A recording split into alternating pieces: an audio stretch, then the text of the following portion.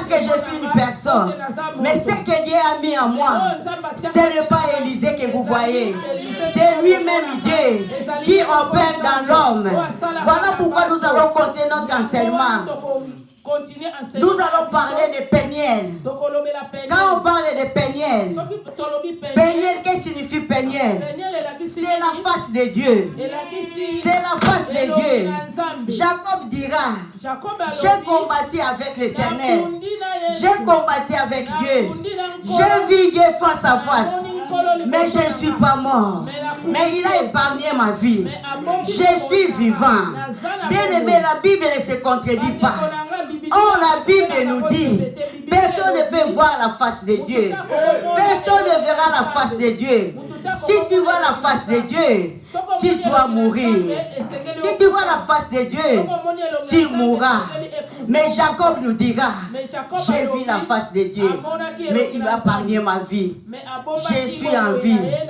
Je suis vivant. J'ai essayé de faire l'exégèse, d'interpréter ces passages de Genèse 32.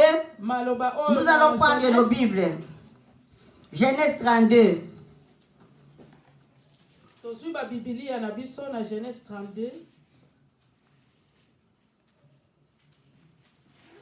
Prenez seulement le verset 30 et 31. Vous y êtes? Vous y êtes? Vous êtes à la page? Amen. Genèse 32, 30 à 31.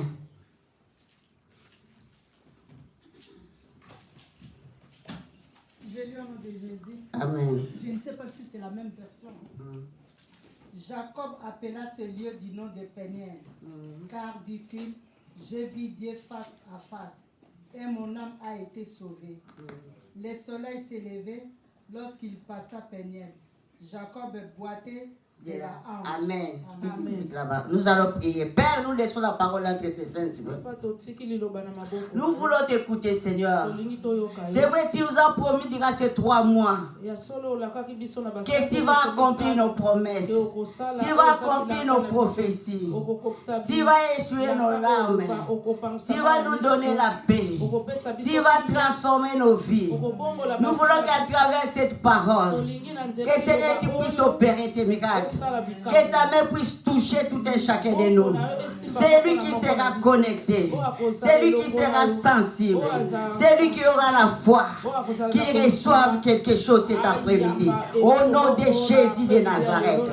Tout ce qui est de distraction, tout ce qui est d'assoupissement, tout ce qui est d'envoûtement, tout ce qui vient pour distraire la parole, tout ce qui vient pour distraire tes enfants, je les pousse, je les neutralise, je les mets hors d'état de nuit. Dans le nom de Jésus-Christ, laisse que Dieu, que ta présence puisse régner ces lieux.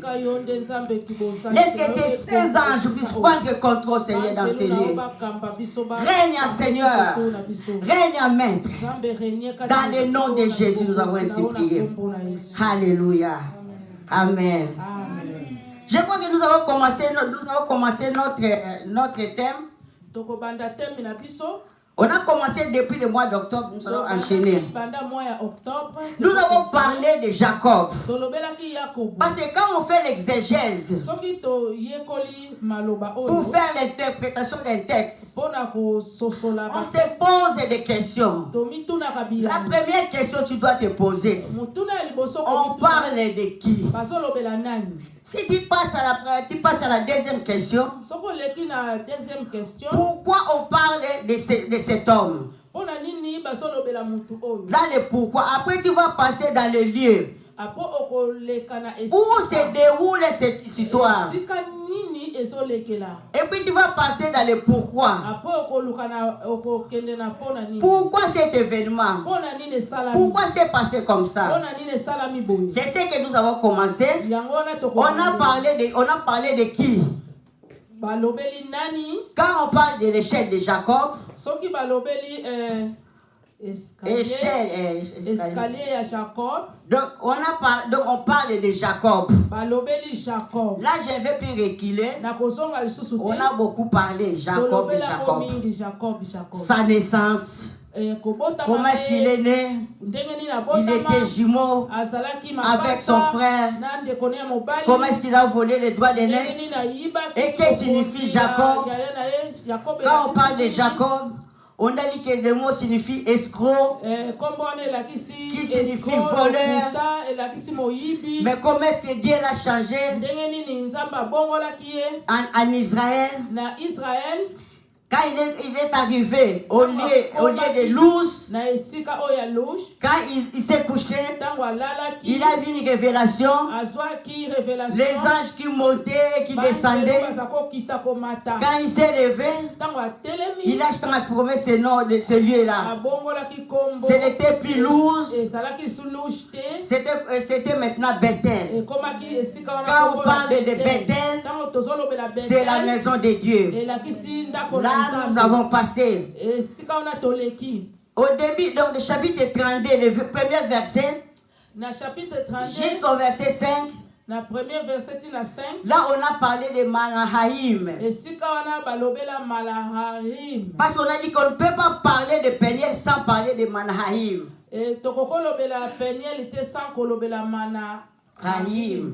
C'était le camp de Dieu. Là, nous avons parlé, la fois passée, on a parlé de ça. Là, on ne va plus retourner parce qu'on n'a pas le temps. Nous avons dit qu'il faut que nos vies, il faut que nos maisons soient Manahaïm, que ce soit le camp de Dieu. Nous avons dit le camp de Dieu. Dans le camp de Dieu, c'est Dieu qui dirige, c'est Dieu qui contrôle. Mais il y a dans d'autres maisons, il y a dans d'autres familles, au lieu que Dieu dirige, au lieu que Dieu contrôle toutes choses, mais c'est le diable qui contrôle. C'est Satan qui dirige. Là où Satan dirige, il y a les ténèbres, il n'y a pas de lumière. Mais ce que Jacob a vu, il a dit que le camp de Dieu, il s'est raconté avec les anges de Dieu. Mais dans le cas du diable, tu dois te raconter avec les démons. Bien aimé, il y a même des témoignages. Même dans nos familles. Donc il y a beaucoup de choses qui s'est passées. Si on commence à témoigner, on peut même passer l'autre jour toujours à témoigner. Il y a eu des choses qui s'est passées, même dans ma propre famille. Parce que Dieu m'a fait une grâce. Il m'a ouvert les yeux dès le bas âge. Il m'a donné un don. Il m'a déjà donné le don dès le sein de ma mère. Je voyais des choses. Je voyais des choses même dans nos maisons. Avant ma conversion, parfois j'ai dormi. C'est que Jacob voyait, donc c'était comme des visions. J'entends quelqu'un qui entre dans la maison. Il vient, il entre dans la chambre. J'étais encore petite, j'étais encore adolescente. Et quand je déclare, c'est qui ça? Je sens la présence d'une personne. Donc on commence à se battre. Donc c'est l'été. Donc la nuit on se battait. Tellement que je n'avais pas triste. Papa, il me fait tomber, il me pousse sous le lit. Les matins, on se trouve, donc je me trouve en dessus du lit. On me posait des questions, j'ai vu quelqu'un qui est venu, qui m'a tabassé et qui m'a projeté en dessus du lit. On voyait des trucs. La grande sœur de Arlette, on était dans la même maison. On s'est converti. On a reçu Jésus. Un bout de temps, il s'est fatigué, il a laissé. Le lendemain, on était dans la veille de prière. Elle n'est pas venue. Il est resté au lit dans la chambre. Le matin, on se réveille. On les voyait donc Tous les corps étaient. Donc, comme si on a déchiré avec gilet. Il était déchiqueté. Donc, on voyait donc même les démons qui régnaient. Mais gloire soit rendue à Jésus-Christ. Jésus-Christ est meilleur. La vie en Christ est meilleure. Quand nous avons reçu Christ, tout a changé. Parce que papa a reçu Christ, maman aussi s'est convertie, toute la maison. C'est que la Bible nous dit, crois au Seigneur Jésus, tu seras sauvé, toi et ta famille. Quand Christ est entré dans la famille, ce n'était plus le camp du diable. Notre maison est devenue Manahaïm. Notre maison est devenue le camp de Dieu. C'était Jésus-Christ qui régnait. Le diable n'avait plus le pouvoir. Et on voyait tout ce qui venait. Quand on priait, Dieu nous donnait des révélations parce qu'il est bon. Voilà pourquoi je vais dire à une personne cet après-midi. Si tu n'as pas encore donné ta vie en Christ, c'est le moment. La Bible dit, crois au Seigneur Jésus, tu seras sauvé, toi et ta famille. Quand toi tu vas recevoir Jésus, même ta famille qui est dans les tourments, il y aura une transformation. Il y aura le camp de Dieu. Et c'est Jésus qui va régner. C'est Jésus qui va régner dans votre maison. Il y avait des limites. Il y avait des maladies. Il y avait des complications. Mais quand nous sommes convertis, donc les liens étaient déchirés. Les chaînes étaient tombées. Les limites étaient tombées. Et nous sommes allés plus loin. C'est Jésus qui peut faire tout ça. C'est ça, Manahim. Mais aujourd'hui, nous allons parler de Peniel. Les Peniel, c'est le lieu de rencontre de Dieu. Jacob a combattu avec l'ange de l'Éternel. C'est que je disais que personne ne peut voir Dieu. Quand on parle de Peniel, cela veut dire que j'ai vu Dieu face à face et mon âme a été sauvée. Quand nous parlons de Peniel, donc c'est un lieu non loin de Soukou, donc à l'est de Jourdain. Donc au nord de Jabouk. Donc c'est toujours à Israël, hein, au Jourdain. Jabouk. Quand on parle de Peniel, j'ai vu un être divin face à face. Et ma vie est préservée. Jacob reconnaît qu'il avait vu la face de Dieu dans l'homme avec lequel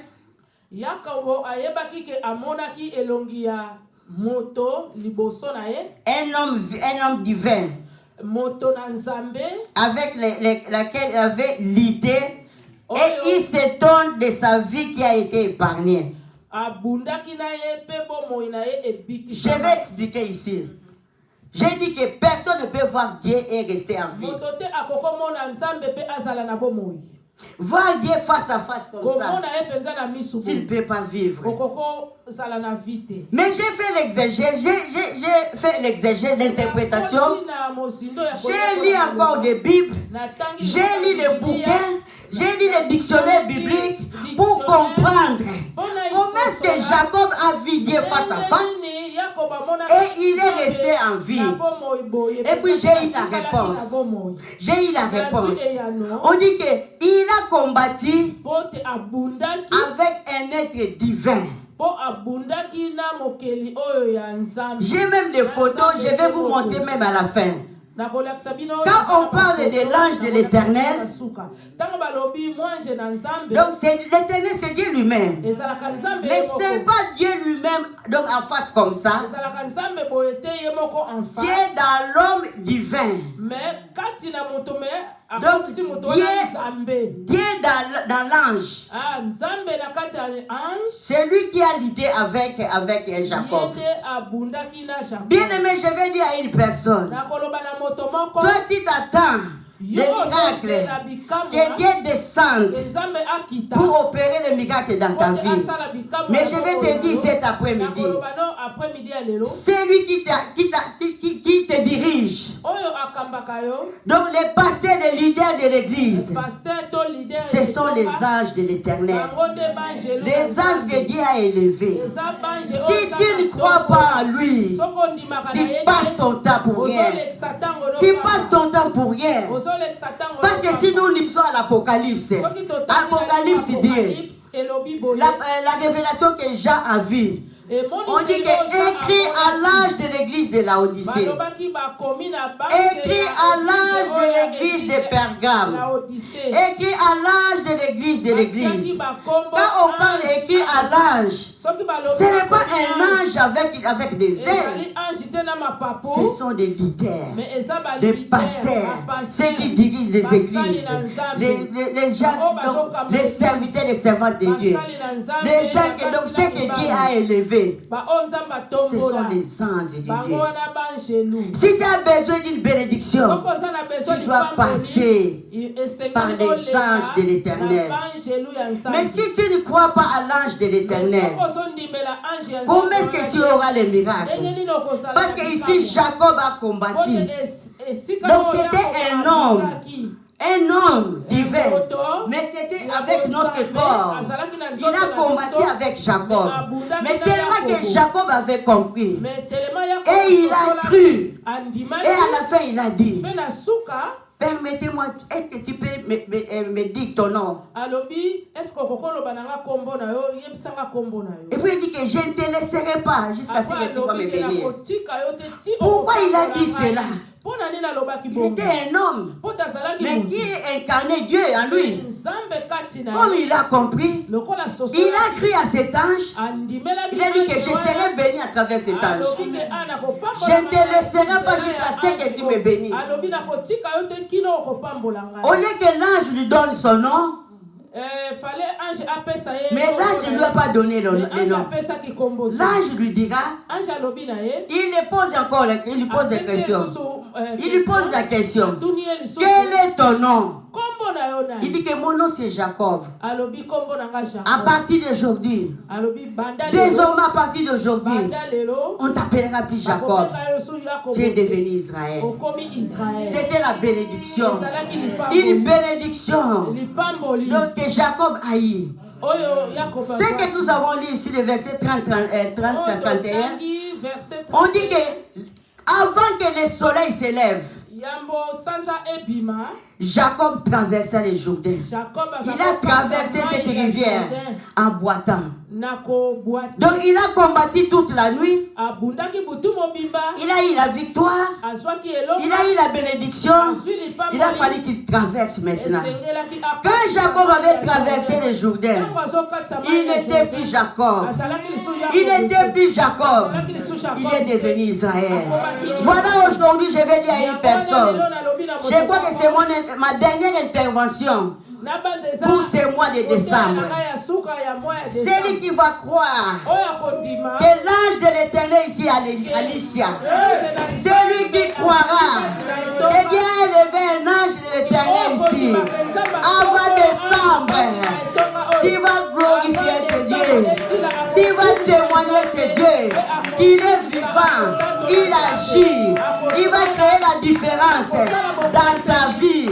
Même si les choses ne marchaient pas, à partir d'aujourd'hui, d'ici décembre, quand tu vas entrer dans 2025, tu vas voir des changements. Tu vas voir des changements dans tes entreprises. Ce que tu fais, ça ne marchait pas. Les commerces ne marchaient pas. Mais je te dis cet après-midi, parce que tu traverses les Jourdains, parce que tu traverses 2024 avec 2025, tu vas vivre les choses. Tu vas vivre la gloire de Dieu. Dieu va te transformer. Dieu va te bénir. Là où il y a la maladie, tu seras guéri. Tu viendras témoigner. Même si les médecins ne guérit pas le diabète. Même si les médecins ne guérissent pas la tension. 2025, tu viendras ici pour témoigner. Tu vas aller chez les médecins. On va faire le bout à blâme. On te dira, tu es guéri. Tu es guéri. Même si tu as la dépression qui te tourmente, il y a des démons qui te combattent. Parfois tu ne dors pas bien. Mais à la fin de ce mois, début du mois de 2025, tu vas témoigner. Tu vas commencer à dormir comme un bébé. Tu vas commencer à dormir comme le psalmiste se dira. Et si je me couche, je m'endors. Quand je m'endors, donc tu n'auras plus de cauchemars. Tu n'auras plus de cauchemars. Même si tes enfants sont tourmentés, même toi-même tu es tourmenté par la maladie. Donc il y a des maladies qui sont familiales, des maladies qui nous lient, donc des problèmes là, des limites. Tu vas témoigner. Tu vas témoigner. L'an 2025, tu vas voir la gloire de Dieu. Et tu vas témoigner que ce Dieu-là est vivant. Que ce Dieu-là est juste. Il va multiplier les faveurs dans ta vie. Il va multiplier les faveurs dans la vie de tes enfants. Il va multiplier la faveur dans tes entreprises. Il va multiplier les faveurs dans tout ce que tu vas entreprendre. Parce qu'il est Dieu. Il ne ment jamais. Quand tu vas traverser les Jourdains, quand tu vas traverser 2024 va rester derrière. Tout ce que tu as enduré dans 2024, la souffrance, la mort, la pauvreté, les blocages, les échecs, quand tu vas entrer en 2025, tu vas transformer, tu vas entrer comme Israël. Tu seras plus Jacob, tu vas entrer Israël. Parce qu'en Israël, quand on parle d'Israël, un peuple élu, c'est Dieu qui a choisi Israël. On dit que celui qui aime Israël, Dieu aussi l'aimera. Celui qui est contre Israël, c'est contre Dieu. Parce que tu es Israël. Il dit que tu ne vas pas chanceler, tu ne vas pas pleurer. Même s'il y a la crise économique, les liens diront que non, les choses sont devenues trop chères. L'argent, c'est trop cher. Mais pour toi, je proclame, je prophétise, je déclare pour l'année 2025, tu ne paieras pas, tu ne chancelleras pas, tu vas toucher des dollars, tu vas toucher des zéros, tu vas toucher des millions et tu vas témoigner que notre Dieu est juste, que notre Dieu est fidèle. Il est un Dieu qui agit, un Dieu qui dit un mot et le Dieu là qui accomplit toutes choses qu'il dit. Il est fidèle, il est justice. Quand tu vas traverser, comme Jacob a traversé, il a laissé les Jourdains, il a laissé Jacob, il est entré en 2025 avec le nom d'Israël. Tout va changer, tout va changer. Les limites vont tomber, les limites vont bloquer. Ça va laisser. Et j'ai dit, en 2025, pour toi serviteur, toi servant de Dieu, la Bible me dit, mon serviteur montera, mon serviteur prospérera. Tu vas prospérer à tous égards, tu vas prospérer à tous égards, comme Caïn dira, tu vas prospérer à tous égards, comme prospère l'état de ton âme. Tu iras très loin, tu vas monter, tu vas monter, tu vas monter les échelons, tu vas monter. Dieu te mettra avec les grands, tu vas manger avec les grands. Les promesses, ce que Dieu a accompli, ce que Dieu a promis pour toi, sera accompli en 2025. En 2025, tu passeras ici pour témoigner. Même moi-même, je vais témoigner. Parce que je vois que ce Dieu-là a déjà commencé à faire quelque chose. Je commence déjà à traverser. Je commence à traverser. Journée pour entrer en 2025, pour devenir Israël. Pour devenir Israël. Tu seras plus Jacob, mais tu seras Israël. Il te dit encore cet après-midi, Israël, ne crains rien. Combat de l'autre côté, ne crains rien. Parce que moi, Dieu, je te connais. Je te soutiens. Je te soutiens. Malgré les difficultés que tu as vues en 2024, je te soutiens. 2025, ça sera une année de prospérité. Année de prospérité. Année de percée. Tu vas percer. Tu vas percer. Il va créer la différence. Il va créer la différence. Comme sa parole nous dit. Que vous allez voir. faire la différence entre ceux qui servent Dieu et ceux qui ne le servent pas. Il va créer la différence. Tu ne seras plus le même. Tu ne seras plus Jacob. Tu ne seras plus Jacob. Tu deviendras Israël. Tu deviendras Israël. Quand il a traversé, on dit que le soleil s'est levé. Papa nous a parlé du soleil levant. Le soleil levant, c'est lui-même Christ. C'est lui-même Christ. La Bible nous dit, un homme ne peut recevoir que ce qui lui a été donné du ciel. Oh bien-aimé, ce que Dieu va te donner en 2025, ce n'est pas des choses de ce monde. Ce n'est pas la richesse de ce monde, mais d'en haut, d'en haut, d'en haut. Ça va venir de Jésus. Ça va venir du ciel parce qu'il est Dieu. On dit que c'est la richesse, c'est la bénédiction de Dieu qui enrichit. C'est la bénédiction de Dieu qui enrichit. Et elle ne se fait suivre d'aucun chagrin. Aucun chagrin. Parce que ce Dieu-là est fidèle. Il est avec toi. Il y aura une bénédiction qui vient de Dieu. Même si tu as échoué dans le mariage, il te dit 2025, il prépare quelque chose pour toi. Il prépare un mari. Il prépare une femme de valeur qui viendra avec toi, qui t'aidera, qui marchera avec toi et qui sera dans la joie, qui sera dans l'allégresse parce qu'il est Dieu. Il ne ment jamais. Il est juste. Il est fidèle. Il te dit cet après-midi, crois à lui parce qu'il y a des soleils.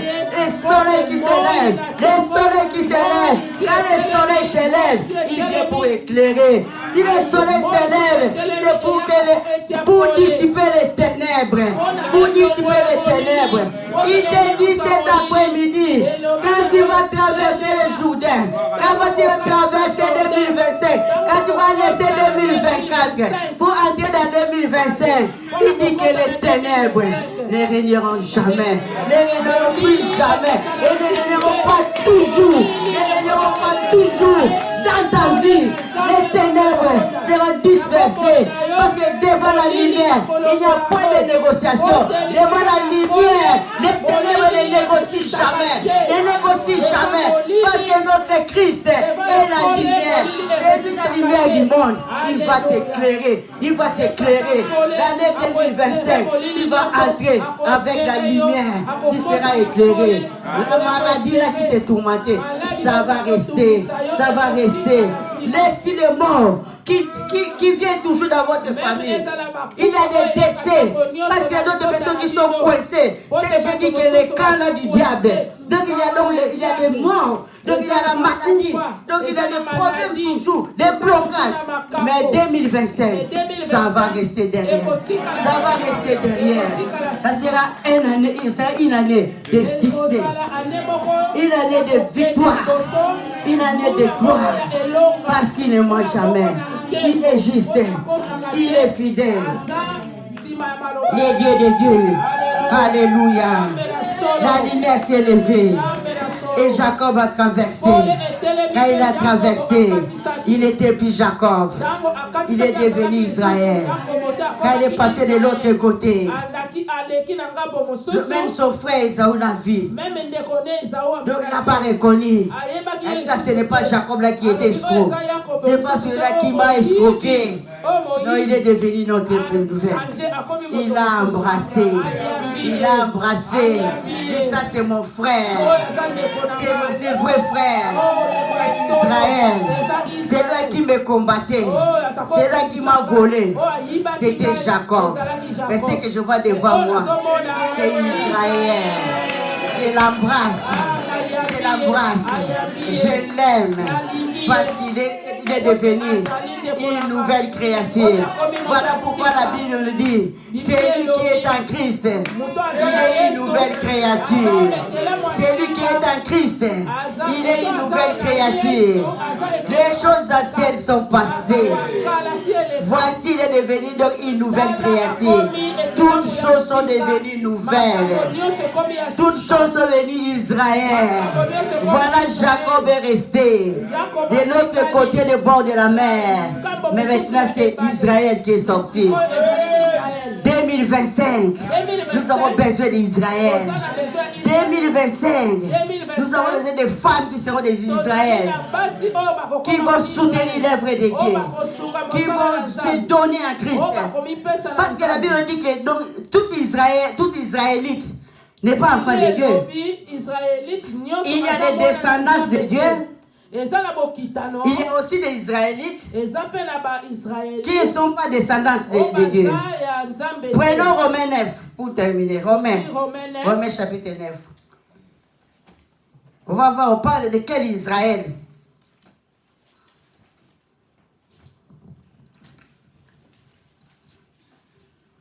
Romains chapitre 9. Ici, c'est l'apôtre Paul qui dit toutes ces choses.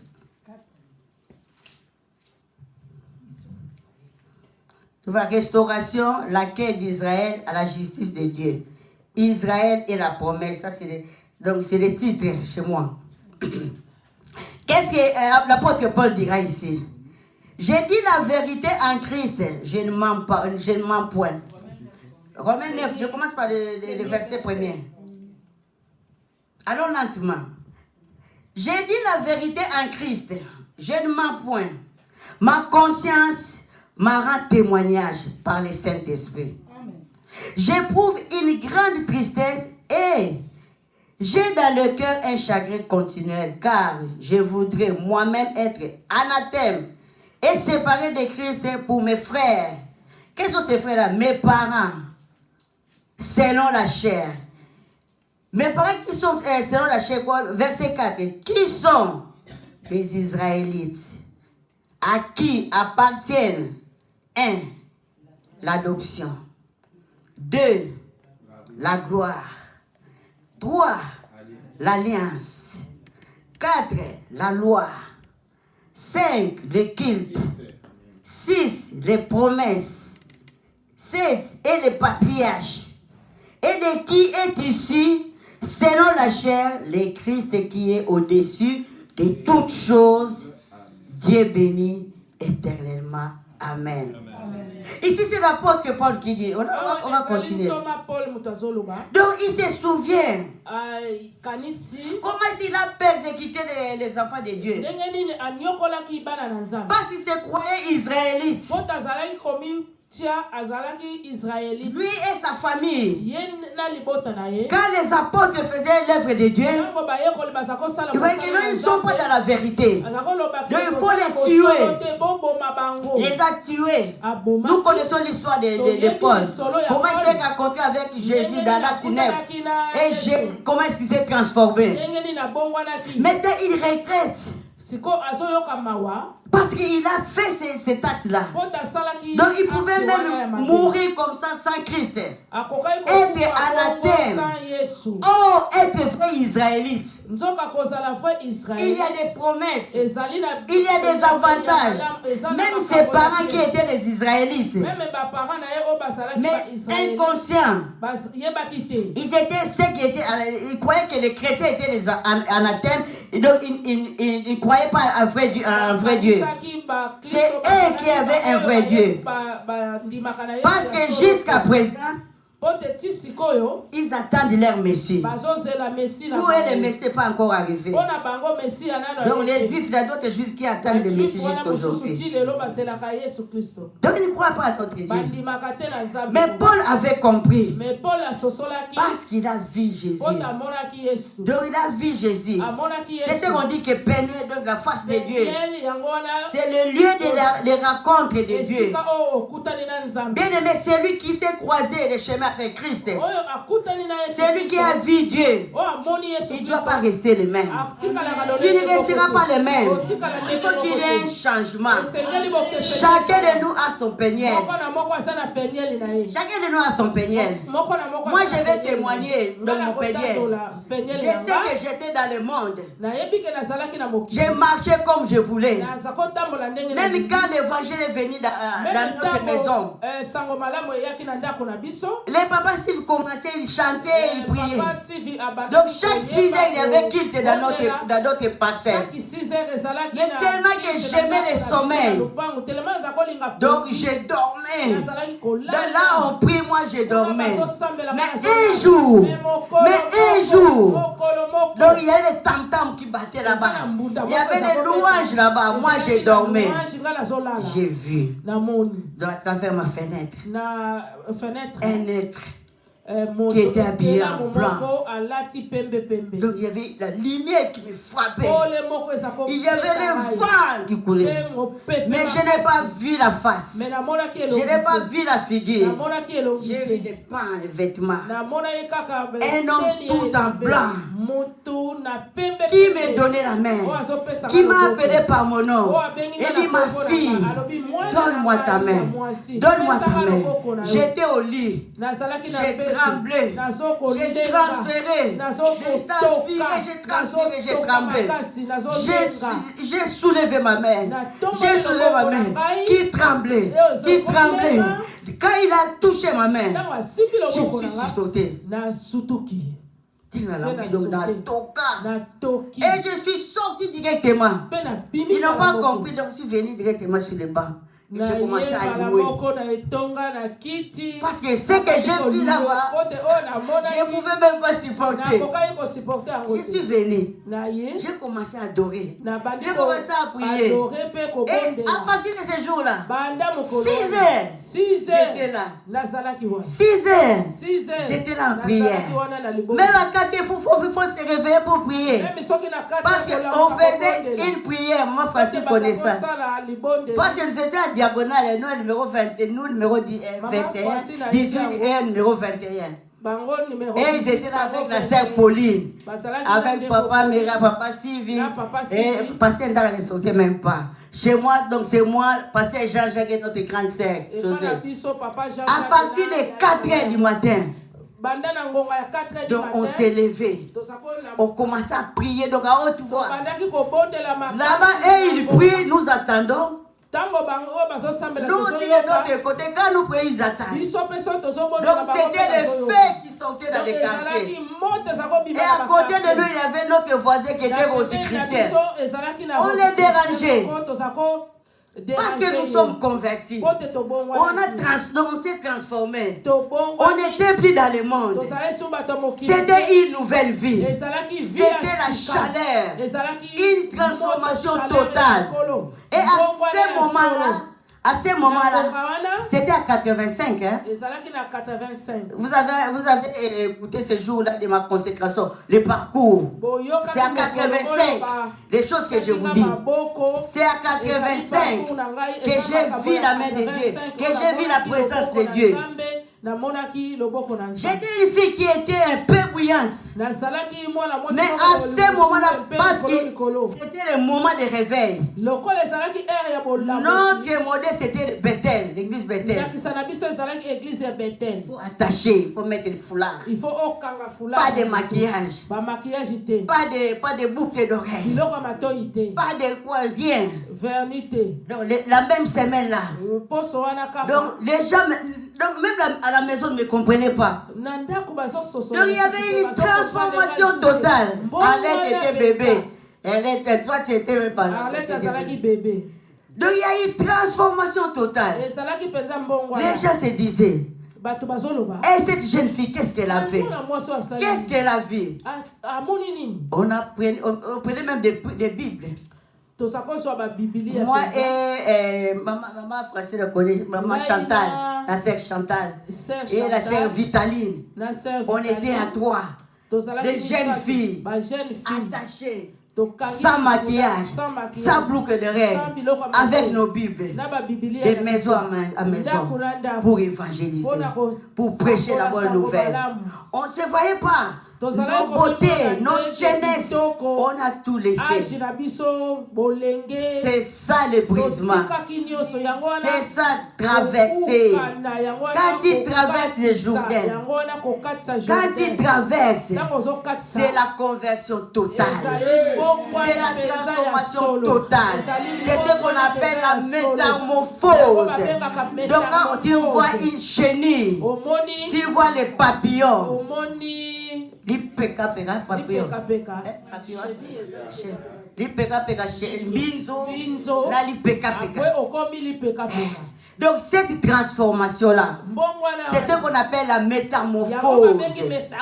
C'est ce que Dieu nous demande. Nous devons changer. Nous devons traverser les Jourdains. Quand il traverse, il ne faut pas venir avec les choses de Jacob. Quand il a traversé Israël, il a laissé le vol. Il a laissé l'escroquerie. Donc il a escroqué même son oncle. Même son oncle là-bas, il a escroqué. Donc il a fait des numéros. Mais quand il a traversé, donc il a changé totalement.